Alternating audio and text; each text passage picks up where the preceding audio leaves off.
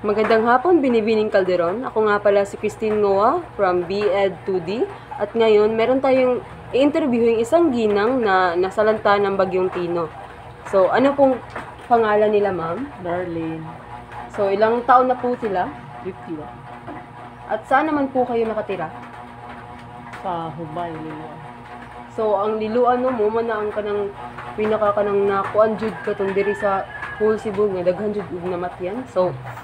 So ano ang paghanda na inyong ginawa nung nalaman mo na may paparating na bagyo?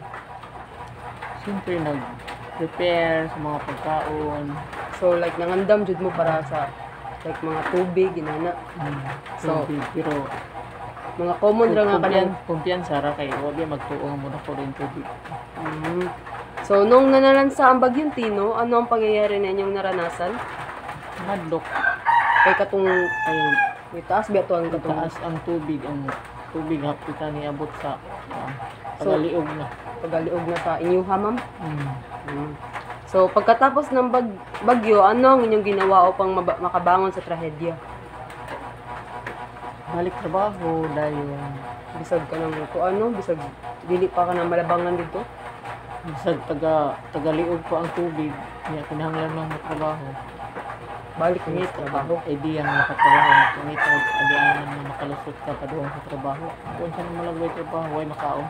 So, mga dyan na, no? Sakto. So, mayroon bang tulong na naibigay sa inyo ang gobyerno para sa inyong pagsisimula? Sa kuan public materialis wala, pero sa mga pagkaon, mga bugas, dilata, tubig na So, mga kanang common nang hindi kinahanglan sa mga tao para mabuhi, no? Hindi hatag lang. Yun na lang. So, ano ang mensahe ninyo sa mga tao na wala ng mahal sa buhay at nawalan din ng kanilang bahay? ano luoy sila kay na wala sila kakuan sa tubig na dako. Pwede sila kanang Wala sila kasurvive, ang uba nangamatay, ang uba nakasaka sa bungbong dito ibabaw ako. So, may na lang ikaw kay kanang okay raman ka.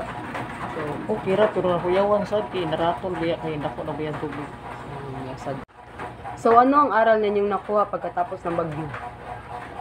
Kuan kaingon ka nga mas maigi daing mangandam dili kay ingon nga kumpiyansa ra kay muna muna, pero sa kato nga time kinahanglan gyud ay nga mangandam gyud ay kay kuan nimo damha nga grabe ka taas na dahil sa tubig. Tubig na din gida. So, Tagaliog na. so, yun lamang po. Salamat.